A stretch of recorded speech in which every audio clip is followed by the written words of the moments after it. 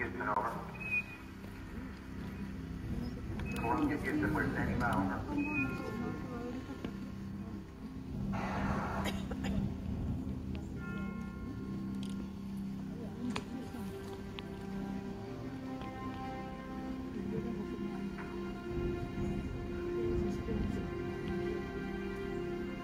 Columbia, Houston, over. Houston, Columbia, read your last clear, how many? Right by Mike, I didn't go, over.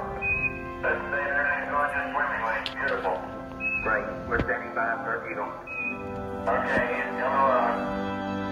We copy out. Our controllers, we're off to a good start. Play it cool. AOS Lim. Roger, AOS Lim. Houston, Eagle, how do you read? Bye, Eagle, we're standing by for your burner report, over. Roger, the burn was on fine. As soon as the Eagle reappears, things begin to go wrong. Mike, we've lost data for some reason. Houston, we lost all data with Eagle.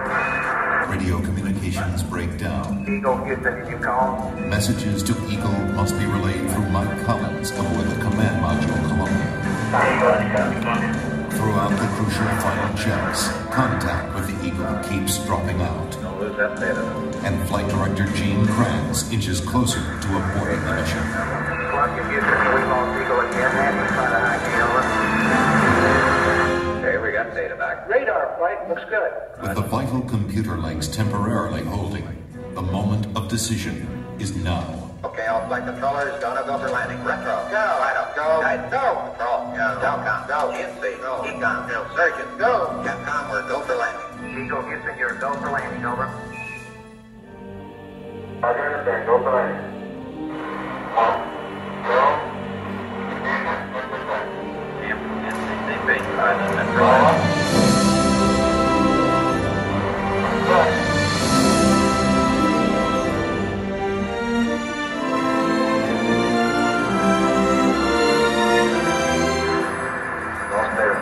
Hurtling toward the moon at 3,800 miles per hour, Neil Armstrong notices his checkpoints are all appearing too soon.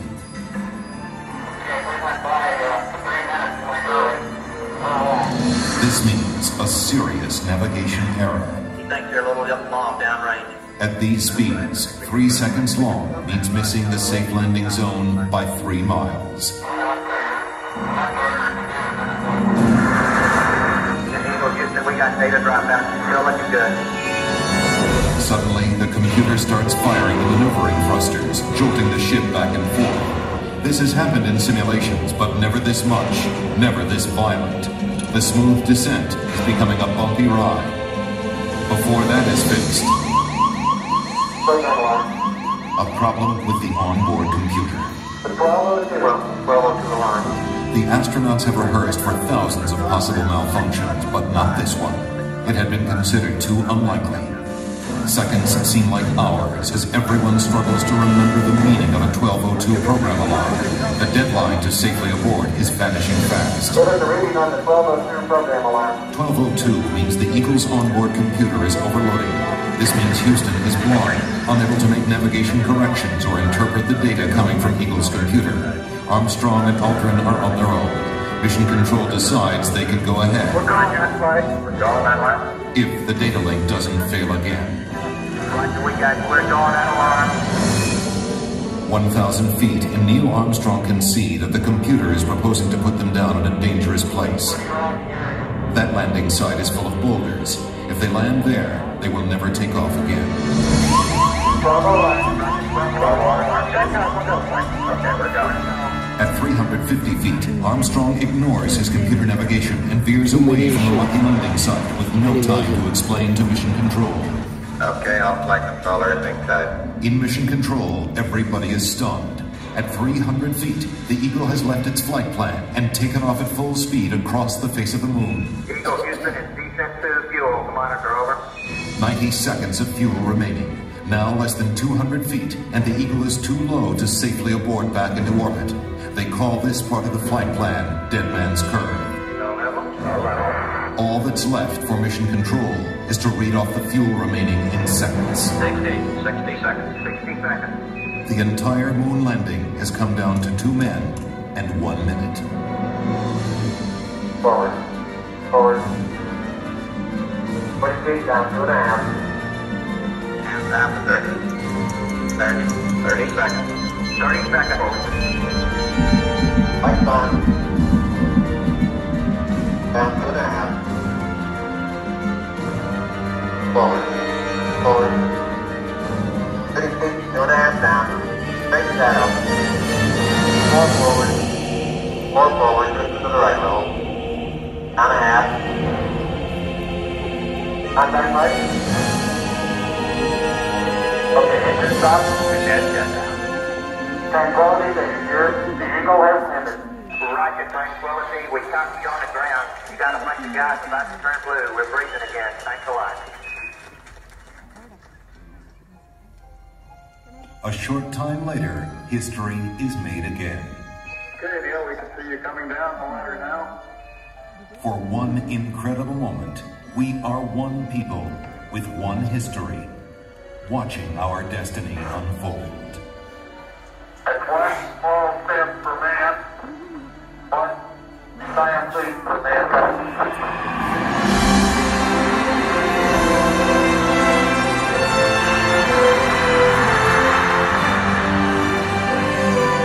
Armstrong is on the moon. Neil Armstrong, 38-year-old American.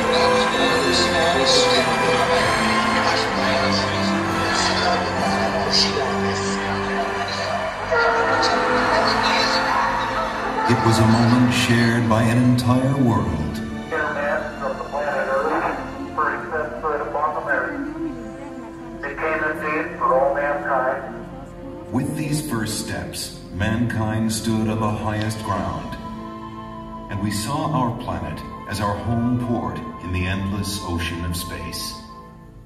There was something which was surprising to me. It occurred as I was standing on the surface. Just after we had landed, I'd gone down, standing on the surface and looking at planet Earth for the first time. Seeing the beauty, seeing the finiteness of it, the limits of it, and realizing what a shame it was that people were confronting each other on that planet without realizing what it was doing to the planet. It was a very emotional moment for me. I actually shed a couple of tears. Something totally unexpected for an engineer and fighter pilot to be crying up quietly up there on the moon.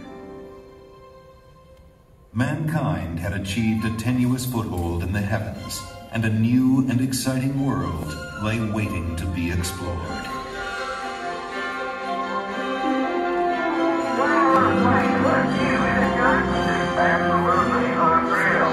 The first mission had stayed for only 1 day, but over the next 3.5 years, 5 more Apollo missions visited the moon, and with each one, we stayed longer, roamed further, and discovered more.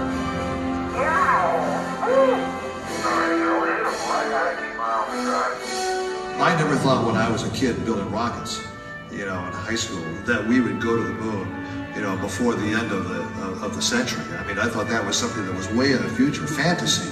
I was rolling on the moon one day. In a very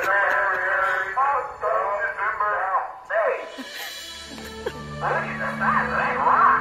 That is the best example we got. Just don't stub your toe.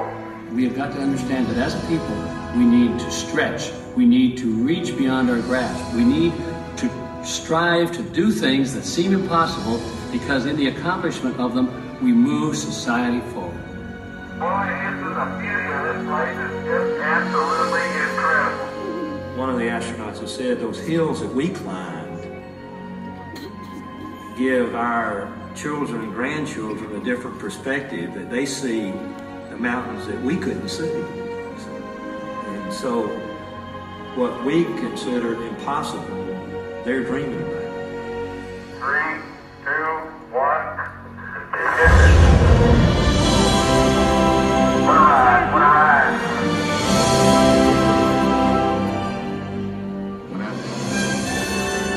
The Apollo program ended in December of 1972, but our journey into space is just beginning. I'm Neil Armstrong. The future of space travel is being written right now in the dreams and imaginations of a new generation. Perhaps that's the greatest legacy of Apollo. It shows our children and grandchildren that with courage, imagination, and will to explore, no dream is impossible.